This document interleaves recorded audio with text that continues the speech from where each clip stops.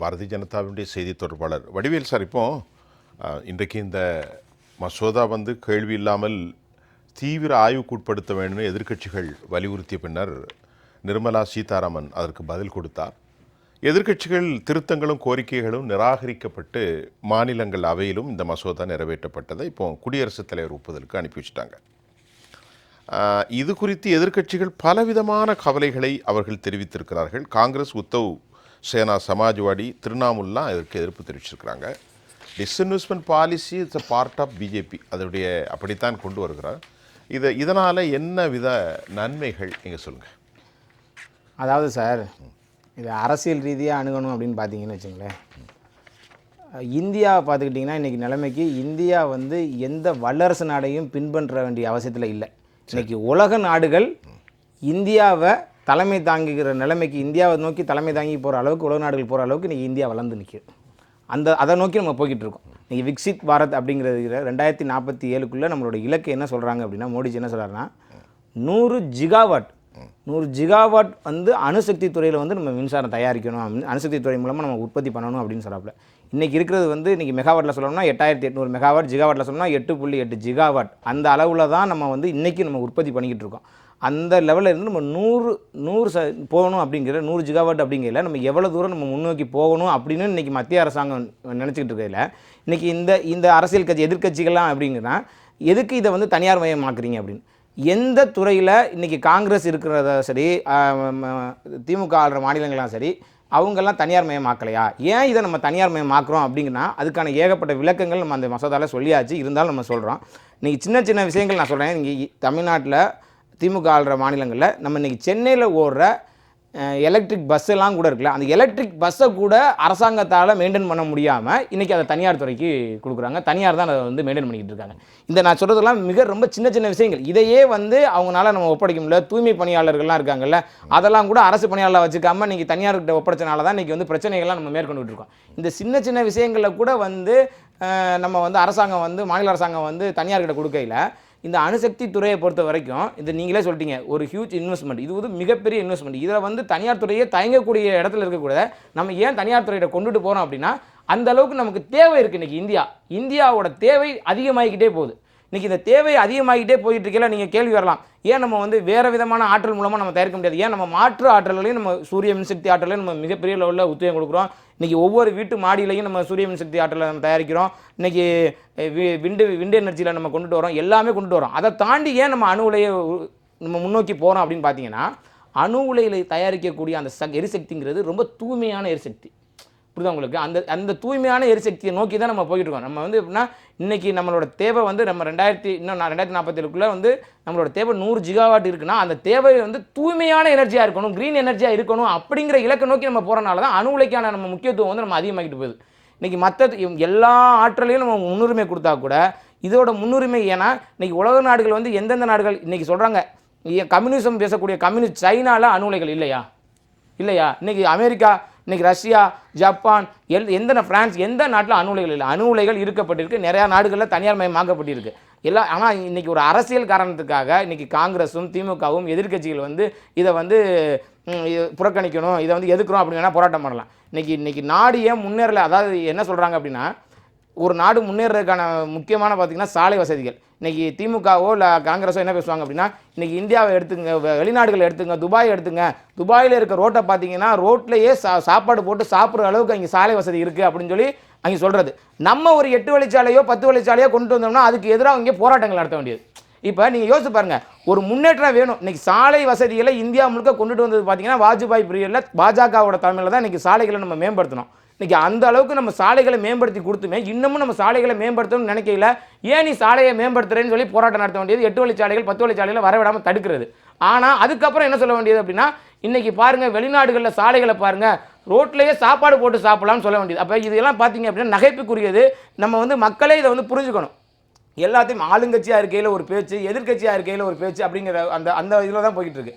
அதனால் மக்கள் தெளிவாக புரிஞ்சுக்கணும். நாடு இன்றைக்கி மிகப்பெரிய லெவலில் ஒரு முன்னேற்றத்தை நோக்கி போய்கிட்டு இருக்குது. உலக நாடுகள்லாம் பார்த்தீங்கன்னா புல்லட் ரயில் போய்கிட்டு இருக்குது. இந்தியாவில் பாருங்கள் இந்த மாதிரி டாய்லெட், இந்த பாருங்கள் பயோ டாய்லெட் கூட இல்லாத ரயில்கள் போய்கிட்டு இருந்துச்சு காங்கிரஸ் காலத்தில்.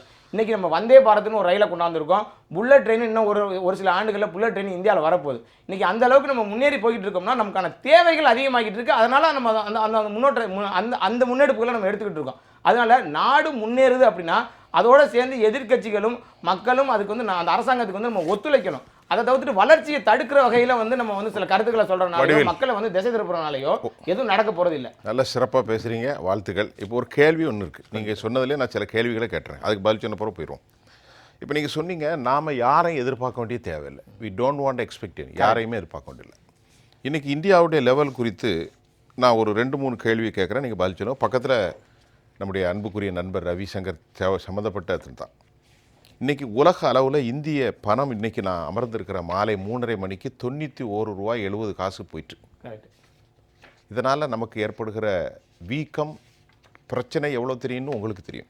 ஒரு சொல்லி முடிச்சிடுறேன். இதை கட்டுப்படுத்த முடியல இந்த அரசால். 40 ரூபா 50 ரூபா இருக்கும்போது நான் வந்தால் 60 ரூபாய்க்கு மேலே பார்க்கணும்னு மோடி சேலஞ்சு பண்ணார். அன்றைக்கி 45, 50, இன்றைக்கி 60. இம்போர்ட்டுக்கு நமக்கு மிகப்பெரிய சிரமம் வரப்போகுது. நான் சொல்லலை, எல்லா சர்வதேச காணொலிகளையும் தொகுத்து சொல்கிறேன். என்ன பாருங்கள், இன்றைக்கி இம்போர்ட் பண்ணுற நீங்கள் நம்ம யாரையும் நம்ப தேவையில்லைண்டு. 85%, 85 விழுக்காடு பொருட்கள் அனைத்தும் வெளிநாட்டிலிருந்து தான் நமக்கு வருகிறத தவிர நம்ம நாட்டில் 15 விழுக்காடு மட்டும் தான் செய்கிறோம். அப்படி தான் இருக்கிறது. Fertiliser, pesticide, crude oil, electronics goods, etcetera etcetera etcetera. அப்போ நாம் வெளிநாட்டு டிபெண்ட் பண்ணி தான் இருக்கோம். 11 வருஷமும் இல்லை. 3வது கேள்வி, ரிசர்வ் கேஸ் நம்மள்ட்ட 650 பில்லியனுங்கிறது டிக்ளைன்டு. 4வது கேள்வி, பங்கு பத்திரங்களை விற்றுத்தான் நாம் இப்பொழுது நிலைப்படுத்தி கொண்டிருக்கிறோம் டாலரை. இன்னைக்கு வரைக்கும் பங்கு பத்திரங்களை விற்கவில்லை என்றால் டாலர் 100 ரூபாய் போய்விடும். That good happen.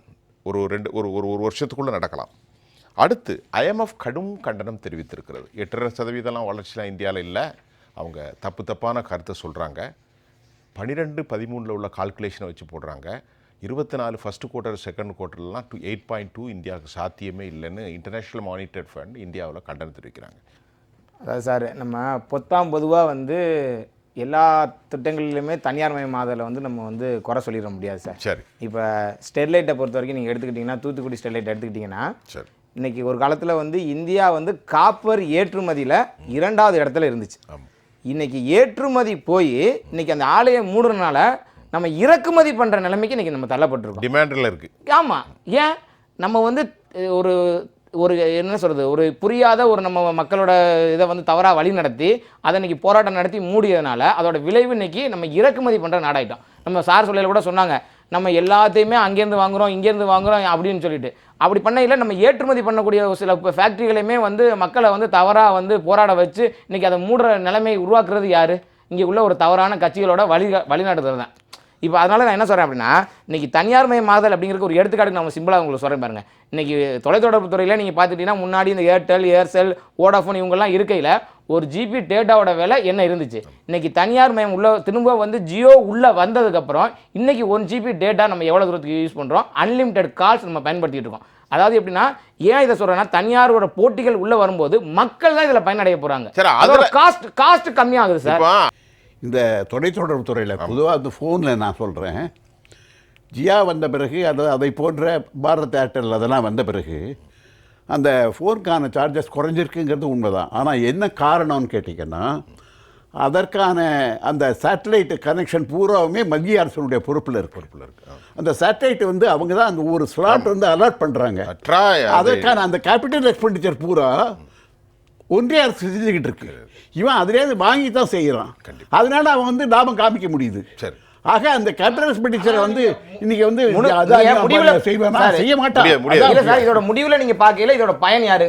மக்கள் தான் கடைசியாக பயனடைறானா இல்லையா? மக்கள் பயனடைறான். முன்னாடி ஒரு இன்டர்நெட்டை பயன்படுத்தணும் அப்படின்னா எவ்வளோ ரூபா கொடுக்கணும்? இன்டர்நெட்டை பயன்படுத்துறங்கிறதே ஒரு சாதாரண மனிதனுக்கு எளிமையான விஷயம் கிடையாது. ஆனால் இன்னைக்கு காலகட்டத்தில் உலகத்தில் இருக்க அனைத்து நாடுகளையும் விட இன்னைக்கு இந்தியாவில் அனைவரும் கடைக்கோடி கிராமத்தில் இருக்கவங்க கூட இணையதளத்தை எப்படி பயன்படுத்தலாம்? ரொம்ப சீப்பான விலையில பயன்படுத்துறோம். எல்லா நாடுகளையும் கம்பேர் பண்ணும்போது அதை நம்ம நாட்டு பிரதமர் உலக நாடுகளே ரொம்ப பெருமையா சொல்ற அளவுக்கு பேசிக்கு ஜமாயிங்கானே பேசிக்கிட்டே இருக்கு. அதான் சொல்றேன் சார். இவருடைய ஒரு வடிவேல சொல்றது உண்மையா இருந்தா பிஎஸ்என்எல் நீங்க வந்திருந்தீங்கல்ல, அரசு துறை தானே, அதே மூடுனீங்க. எங்க சார் மூடி இருக்கு? பிஎஸ்என்எல் இன்னைக்கு மூடப்படலாம் இல்ல. முன்னாடி காங்கிரஸ் ஆட்சி ஜாஸ்தி இருக்கு. ஜியோவுக்கு 5G கொடுத்தாரு. BSNL இன்னைக்கு லாபத்துல இருக்கு சார். இன்னைக்கு லாபத்துல இருக்கா இல்ல BSNL? பிஎஸ்என்எல் ஆமா, நஷ்டத்துல கணக்கு காட்டிடலாம் காங்கிரஸ். இன்னைக்கு லாப கணக்கு காட்டிட்டு இருக்காங்க. இன்னைக்கு லாபத்துல போயிட்டு இருக்கு இன்னைக்கு BSNL நீங்க எடுத்து பாத்தீங்க அப்படின்னா. அதனால மக்கள் இதுல வந்து எப்படின்னா இன்னைக்கு வந்து தனியார் மயமம் போட்டி ஆறது எப்படின்னா இன்னைக்கு வந்து மக்களுக்கு தான் அதோட பயன் போய் சேர்ந்துட்டு இருக்கு. நீங்க வந்து பொதுவா நீங்க எல்லாத்தையுமே நீங்க வந்து போட்டி போட்டா இன்னைக்கு சார் வந்து சிவகாசியை சொன்னாங்க, அதனால நான் மெயினா சொல்ல பாக்குறேன். இன்னைக்கு சைனா லைட்டர் வந்து உள்ள வந்துகிட்டு இருந்துச்சு. அதோட டாக்ஸை நம்ம இன்க்ரீஸ் பண்ணனால இன்னைக்கு தீப்பெட்டி தொழிற்சாலை அங்கே உள்ள தீப்பெட்டி தொழிற்சாலை மக்களுக்கு வந்து நம்ம வந்து இங்க பயன்படுத்தி கொடுத்துருக்கோம். இன்னைக்கு சைனா பட்டாசு உள்ள வந்துகிட்டு இருந்துச்சு, அதை இன்னைக்கு நம்ம முழுமையா தடை பண்ணிருக்கோம். இதெல்லாம் யாரு? மத்திய அரசாங்கம் பண்ணி கொடுத்துருக்கு. இன்னைக்கு சுப்ரீம் கோர்ட் வந்து பட்டாசுகள் வெடிக்க கூடாதுன்னு தடை விதிக்கல கூட மத்திய அரசு வலுவா வாதாடி இன்னைக்கு வந்து நம்ம வந்து அதுல இருந்து விலக்கு வாங்கி கொடுத்துருக்கோம். அதெல்லாம் வந்து பாத்துக்கிட்டோம். பொதுவா வந்து நம்ம வந்து எல்லா திட்டங்களையும் வந்து மத்திய அரசாங்கம் வந்து எதிர்க்குது அப்படிங்கிற மத்திய அரசாங்கத்துக்கு எதிர்த்து நாங்க எல்லாத்தையும் பண்றோம் அப்படின்னா இன்னைக்கு எவ்வளவு திட்டங்கள் இன்னைக்கு வந்து மத்திய அரசாங்கம் கொண்டு போயிட்டு இருக்கு. இல்ல குறிப்பா நான் சொல்ல போனோம்னு வச்சுங்களேன், இன்னைக்கு அமெரிக்கா, ரஷ்யா போன்ற நாடுகள்லாம் பாத்துக்கிட்டீங்க அப்படின்னா அவங்களோட முதல் மெயின் பிசினஸே பாத்துக்கிட்டு அப்படின்னா 2 நாடுகளோட சண்டை வருது அப்படின்னா அவங்க ஆயுத ஏற்றுமதி எல்லாம் பண்ணி தான் இன்னைக்கு பிசினஸ் பண்ணிக்கிட்டு இருக்காங்க. அதனால நீங்க வந்து அந்த ஆயுதங்கள்லாம் பாத்தீங்கன்னா அரசாங்கம் பண்ணல, தனியார் கம்பெனிகள் பண்றாங்க. அதனால வந்து இன்னைக்கு வந்து தனியாரோட பங்களிப்பு வந்து முக்கியமான